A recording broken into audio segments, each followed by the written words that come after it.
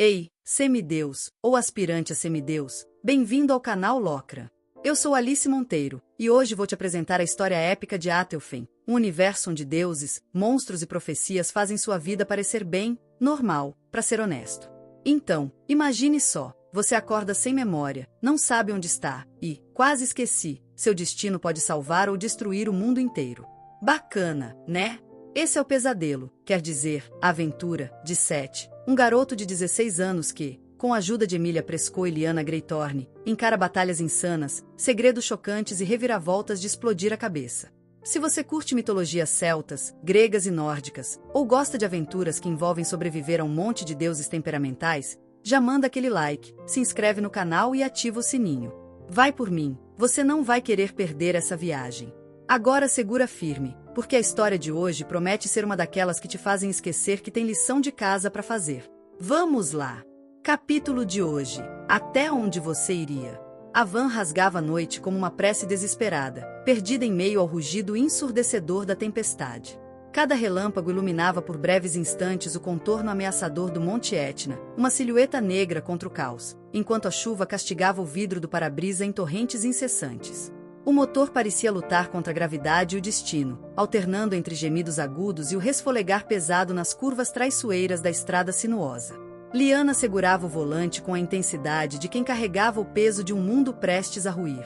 Seus dedos estavam tão firmes no couro desgastado que pareciam parte dele, como se a simples desconexão pudesse desmantelar o frágil equilíbrio que mantinha o veículo em movimento.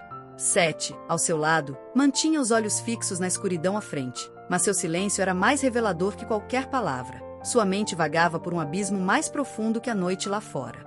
Atrás deles, Emilia estava semi-inclinada, pressionando a ferida em seu abdômen com a mesma determinação silenciosa que exalava em cada gesto. Seus olhos, turvos pela dor, procuravam algo mais além do horizonte. Talvez um sinal, talvez um sentido. Isso é loucura, disse Seth finalmente, sua voz rasgando o barulho da chuva como um trovão contido. Estamos indo para o Etna, para enfrentar o quê? Um culto que parece ter saído de um pesadelo? Um deus furioso? Ou todos os demônios do submundo? Lyanna manteve os olhos fixos na estrada, mas havia um fio de exasperação em sua voz quando respondeu. Se tem um plano melhor, é agora ou nunca, Seth. Ele cruzou os braços, sua frustração evidente. Não é questão de ter um plano melhor. É que nós nem sequer temos um plano. Estamos apostando tudo em esperança e, sei lá, pura obstinação. E, às vezes, isso é tudo que resta, murmurou Emilia, sua voz tão baixa que quase se perdeu no som do motor. Mas o peso de suas palavras silenciou o ambiente. Não estamos indo porque é seguro ou porque sabemos o que fazer. Estamos indo porque somos os únicos que podem. O silêncio que se seguiu foi tenso, carregado de verdades que nenhum deles ousava contestar. O tamborilar da chuva e o rugido dos trovões preencheram o espaço vazio entre eles. Finalmente, Lyanna quebrou o silêncio, sua voz agora tingida de algo mais suave. E você, Seth? Você acha que é errado o que estamos fazendo? Ele hesitou, seu olhar perdido nas mãos que repousavam no colo. Acho que, não sei mais o que é certo ou errado. Estamos arriscando nossas vidas por algo que talvez nem seja real. Isso parece errado. Mas ficar parados, fazendo nada? Isso parece pior. E é pior. Emilia inclinou-se ligeiramente para a frente, seus olhos profundos e intensos fixando-se nos dele. Eu sei o que acontece quando escolhemos a inércia. Já vi. Se há uma chance, mesmo que pequena, de salvar Freya, nós não temos o direito de ignorá-la. Seth balbuciou uma resposta, mas Lyanna o interrompeu com um olhar pelo retrovisor. Mas a que custo, Emilia? Se chegarmos lá e a única forma de vencer for lutar, está pronta para isso? Por um momento, o silêncio pareceu engolir tudo ao redor. Emilia desviou o olhar para a janela, seus olhos perdidos no brilho dos relâmpagos. Eu não quero lutar. Não quero transformar isso em mais uma guerra. Mas, se for necessário, ela respirou fundo, sua voz agora cheia de convicção. Sim, estou. Seth soltou uma risada amarga. E depois dizem que sou eu o cínico. Não é cinismo, retrucou Emilia, sua voz carregada de uma firmeza que o calou. É a realidade. E você sabe disso. De repente, a van sacudiu violentamente, arrancando um grito involuntário de todos quando Lyanna freou bruscamente para evitar uma árvore derrubada na estrada. A respiração pesada de cada um era a única coisa que se ouvia enquanto o veículo estabilizava. Se algum de vocês quiser desistir, é agora, disse Lyanna, sua voz quase um sussurro. Posso deixar vocês na próxima cidade. Sete bufou, mas havia algo quase vulnerável em seu tom quando respondeu. Se vou morrer, prefiro que seja com vocês dois do que sozinho em algum lugar seguro. Emília deixou escapar um sorriso, pequeno e breve, mas genuíno. Que bom! Porque eu não teria paciência para aturar a Lyanna sozinha. Lyanna revirou os olhos, mas não conteve o leve sorriso que escapou. Então, vamos acabar com isso, murmurou Sete, seu olhar fixo no horizonte. Quando a tempestade começou a dar sinais de trégua, a planície diante deles revelou o Monte Etna em toda sua imponência. Seu topo fumegante parecia pulsar com uma energia viva, quase consciente. A van parou, e Lyanna desligou o motor, deixando o silêncio cair sobre eles como um manto pesado. Prontos? Perguntou ela, quebrando a quietude. Não importa se estamos, respondeu Emília, sua voz carregada de uma determinação quase palpável. Não temos mais escolha. Sete assentiu lentamente, suas mãos se apertando em punhos ao lado do corpo. Então, que seja. Lyanna girou a chave. O motor rugiu de volta à vida, e a van começou a se mover, como se fosse atraída pelo vulcão que os aguardava. Cada quilômetro parecia uma despedida silenciosa do mundo que conheciam, enquanto seguiam rumo a algo que mudaria tudo, para sempre. O motor da van resmungava como um velho cansado, enquanto os pneus rangiam contra o asfalto irregular. A estrada serpenteava por colinas íngremes, desaparecendo e ressurgindo em curvas fechadas que pareciam cuspidas do nada. A cada curva, o mundo mudava. As árvores espessas da floresta deram lugar a uma paisagem árida e rochosa, como se o chão estivesse queimado por algo muito mais antigo que o fogo. Pedras negras e cascalho vulcânico cobriam as laterais da estrada, enquanto fendas longas e irregulares cortavam o solo, lembrando cicatrizes de batalhas que nunca seriam esquecidas. O céu, antes cinzento e carregado, agora se tingia de um laranja profundo, o sol lutando para atravessar as nuvens pesadas de fumaça que saíam da montanha à frente. O Monte Etna erguia-se no horizonte, sua silhueta cortando o céu como a ponta de uma lança. A fumaça que saía de seu cume dançava em espirais lentas, mas ameaçadoras. O cheiro de enxofre chegou de repente, uma pontada ácida e sufocante no ar. Sete apertou o casaco contra o rosto, franzindo o nariz. Dentro da van, o silêncio era uma presença viva. Não o tipo de silêncio confortável que surge entre amigos, mas o tipo que se esgueira pelas frestas e cresce como uma erva daninha. O volante rangia nas mãos de Lyanna, seus dedos firmes e pálidos de tanto apertar. Seus olhos estavam focados na estrada, mas o maxilar travado e o ligeiro tremor em sua perna direita denunciavam a tensão que ela tentava esconder. Emília estava encostada na janela, com o rosto virado para o lado de fora. O vidro estava levemente embaçado por sua respiração, mas ela não fazia questão de limpá-lo. Seus olhos estavam distantes, fixos na linha irregular do horizonte. De vez em quando, seu corpo se encolhia, como se uma dor invisível a atingisse, mas ela não reclamava. O braço ferido repousava em seu colo, o peso evidente a cada respiração que ela tentava controlar. Cada solavanco da van fazia seus ombros estremecerem levemente, mas ela mantinha o rosto virado para o mundo lá fora. Sete não conseguia tirar os olhos dela. Sentia a urgência latejar no peito, a mesma sensação que se tem ao ver um castelo de cartas prestes a desmoronar. Queria falar algo, qualquer coisa que não soasse patético, mas a garganta estava seca e o gosto de ferrugem parecia não sair da boca desde que vira aquela ferida. O ar dentro da van estava quente demais, o cheiro de suor, ferro e enxofre se misturando. Ele puxou a gola do casaco, tentando criar mais espaço para respirar, mas não adiantou. O caminho para o Etna parecia mais longo do que qualquer um deles lembrava. Cada quilômetro era uma repetição infinita de rochas vulcânicas, trechos desertos e árvores retorcidas que cresciam como mãos deformadas saindo do solo. O vento soprava forte contra o vidro da van, criando um som de assobio agudo que não parava.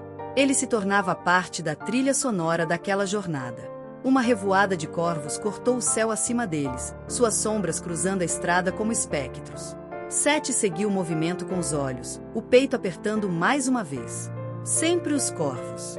Onde os corvos voam, o presságio segue. Murmurou Lyanna, lembrando do que seu avô costumava dizer, o gosto amargo surgindo em sua boca. O Monte Etna estava mais próximo agora, o cheiro de enxofre mais forte, quase sufocante. A estrada estreitou, e pedras soltas faziam a van sacudir de um lado para o outro, fazendo Sete segurar a lateral do banco para não se inclinar demais. Emília cerrou os olhos e prendeu a respiração por um momento. Ele percebeu o quanto ela estava lutando para não demonstrar fraqueza, e isso o deixou mais inquieto. Liana não disse nada. Não precisou. A tensão estava estampada no formato de suas costas rígidas, nos nós brancos de seus dedos e na forma como seus olhos piscavam com menos frequência do que o normal. Ela olhou pelo retrovisor por um instante, mas não foi para checar a estrada. Foi para checar Emília. Quando seus olhos se encontraram, foi como um aviso silencioso. Fique firme. Sete inclinou-se um pouco para frente, os cotovelos apoiados nos joelhos. O casaco pesado parecia mais apertado do que o normal, e ele se pegou batendo o pé no assoalho da van. Tentou parar, mas não conseguiu. Olhou para as mãos, observando os dedos tamborilarem contra o joelho, como se o ritmo pudesse afugentar o nervosismo. A cada curva, o Monte Etna crescia. Sua base coberta de pedras negras, cinzas e uma vegetação rasteira que parecia queimar em câmera lenta. Mais acima, as encostas eram nuas, expostas, uma terra de ninguém onde nada podia crescer. Não havia mais árvores, apenas a lembrança delas nos troncos carbonizados que pontuavam o solo. Cada metro mais perto era como subir uma escadaria que nunca terminava. Liana suspirou. Não um suspiro de alívio, mas um que parecia expulsar algo preso no peito. Falta pouco, murmurou, mas ninguém respondeu. O pouco dela não era o pouco de Sete. Para ele, cada segundo se alongava. A sensação de que o tempo estava contra eles era quase palpável. E ele sabia que todos ali sentiam o mesmo. O céu laranja começou a se transformar em cinza escuro. Nuvens grossas de fumaça se espalhavam de forma lenta, cobrindo o topo da montanha. De vez em quando, um brilho avermelhado cortava a fumaça, como um trovão silencioso. Lá estava o fogo, o coração da montanha que nunca descansava. E agora, eles estavam indo direto para ele. O silêncio na van mudou de forma. De tenso, tornou-se pesado. Um peso que cada um carregava de forma diferente. Liana, com as mãos firmes no volante. Emília, se esforçando para aguentar a dor que crescia a cada minuto. E Sete, com o coração que batia forte demais no peito. O motor fez um som de esforço, o ronco mais alto à medida que a subida se tornava mais íngreme. A van tremeu, e Sete se segurou no encosto do banco à frente. O que estamos fazendo?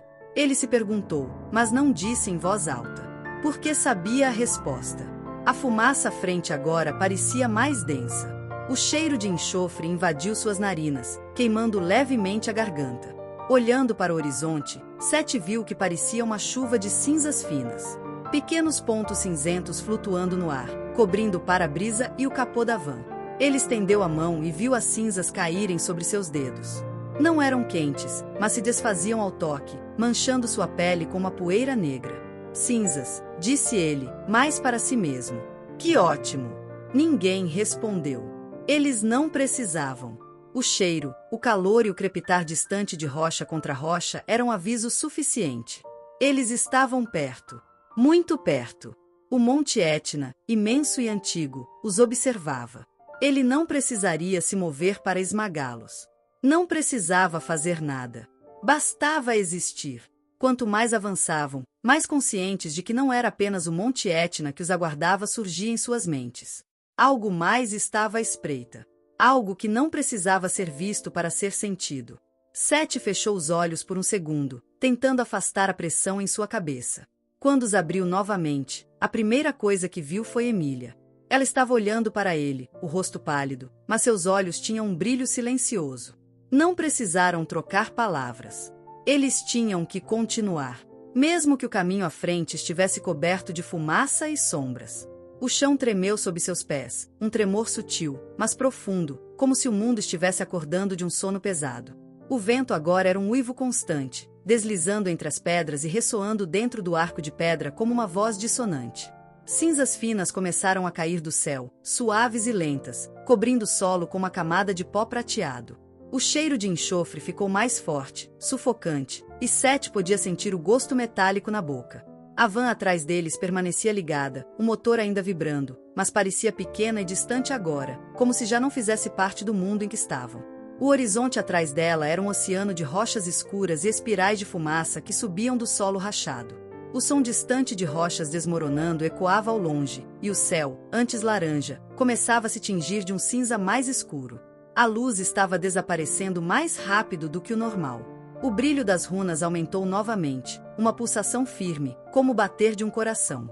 As marcas entalhadas na pedra eram mais nítidas agora, os traços repletos de curvas e ângulos precisos. Não era obra de mãos mortais. Não poderia ser. Cada símbolo brilhava em um tom de vermelho incandescente, como ferro recém-saído da forja, e a pedra parecia estar respirando. Sete deu um passo para trás, os olhos fixos no arco.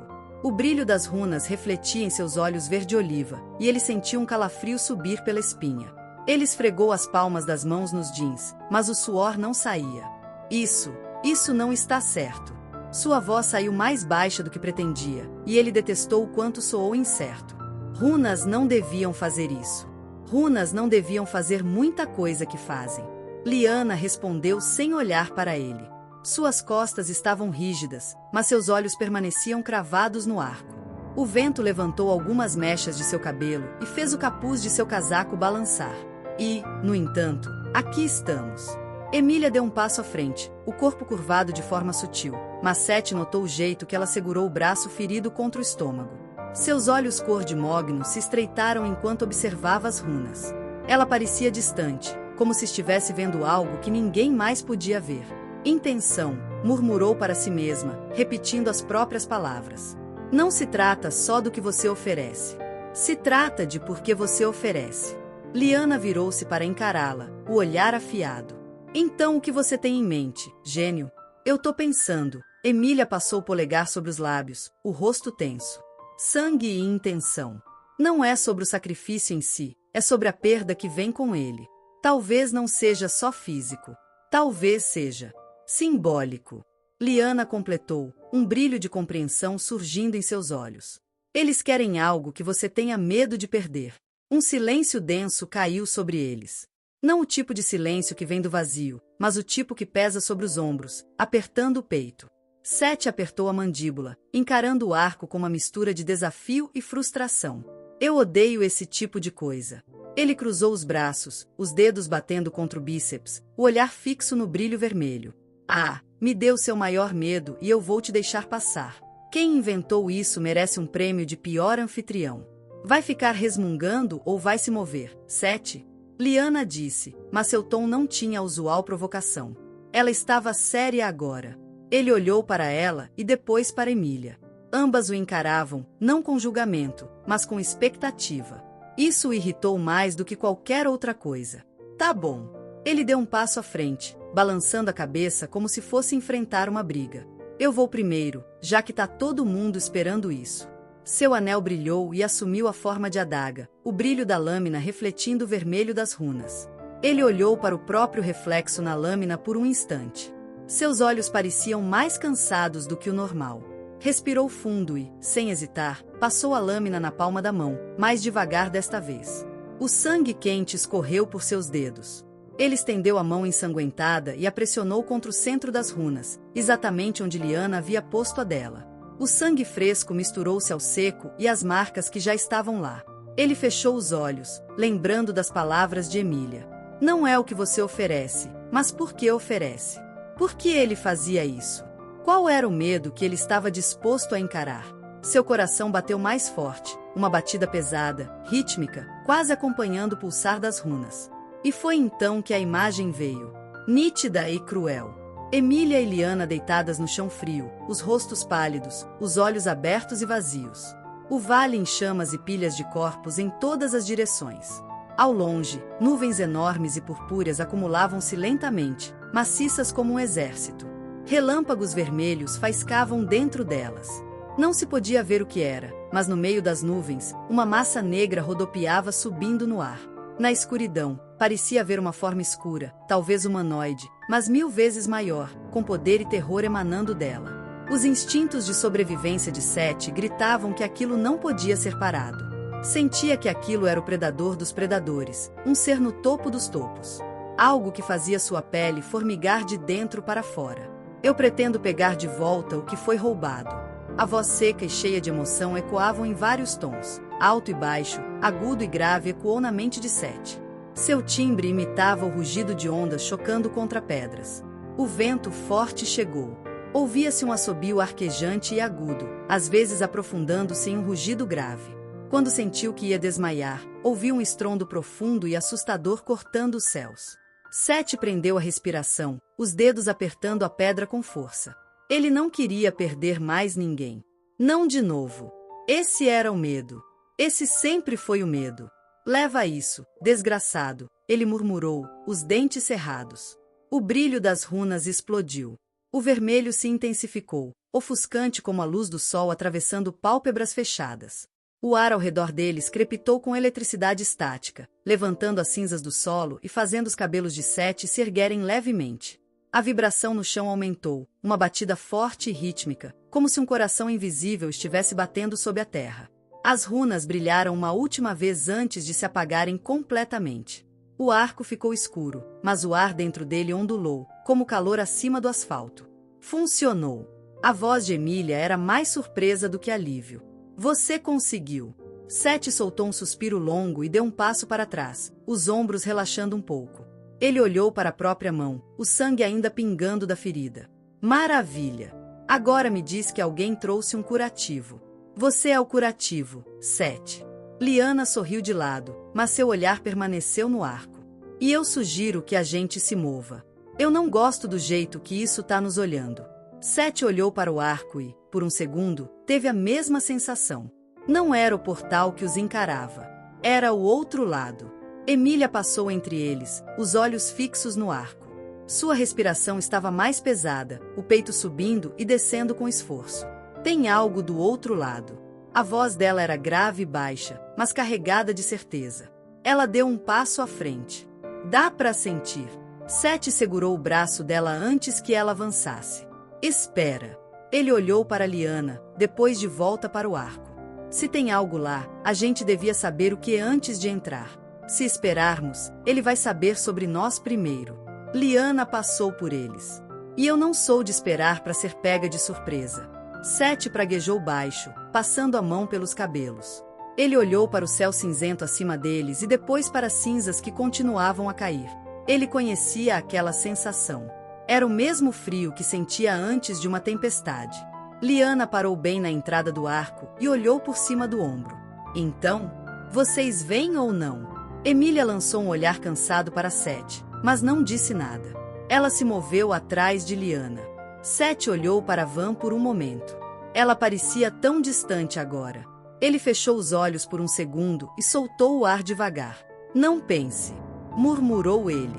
Apenas siga. Então, ele foi. E o mundo mudou assim que eles cruzaram o arco. O calor mudou. Não era mais o calor seco do Monte Etna. Era denso, pesado, como se o ar estivesse vivo e estivesse assistindo. As paredes de pedra eram úmidas e tinham marcas de mãos humanas que desciam em linhas tortas. O chão era instável, uma mistura de pedra e cinzas, e cada passo parecia mais profundo que o anterior. Não tem Caronte, não tem ninguém. Liana olhou para os lados. Isso é bom ou ruim? Não existe bom no submundo. Emília olhou ao redor com o senho franzido, o corpo tenso. Mas o ambiente logo começou a mudar. As sombras ao redor ficaram mais escuras, longas demais. As vozes vieram primeiro, baixas, quase inaudíveis, como se estivessem no fundo de um poço. Tá ouvindo isso? Perguntou Sete, apertando os ouvidos. Não ouve, sente, disse Emília, olhando ao redor. Ela conhecia o tipo de magia que amplificava a mente. E sabia como isso podia quebrar até as pessoas mais fortes. Isso é só truque de espelho. Não caiam nessa.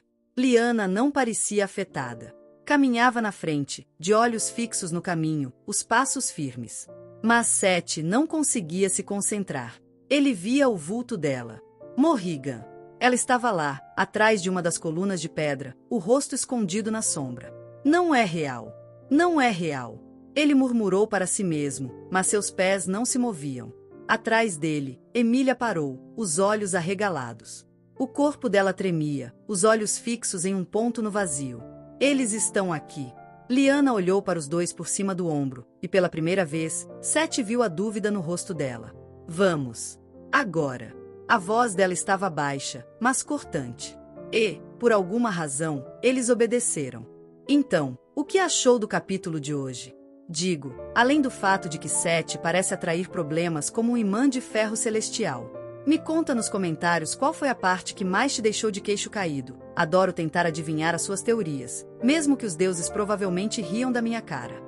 Ah, e antes que eu esqueça, faça o que um verdadeiro herói faria. Deixe seu like, se inscreva no canal e ative o sininho para não perder as próximas aventuras. Aqui no canal Locra, a cada dia às 7 horas, tem uma nova história esperando por você. Espalhe a palavra para outros fãs de batalhas épicas e vem explorar o mundo de Atelfen comigo. Até a próxima jornada, semideus, ou quem sabe, aspirante a herói. Fique longe de arpias, hein?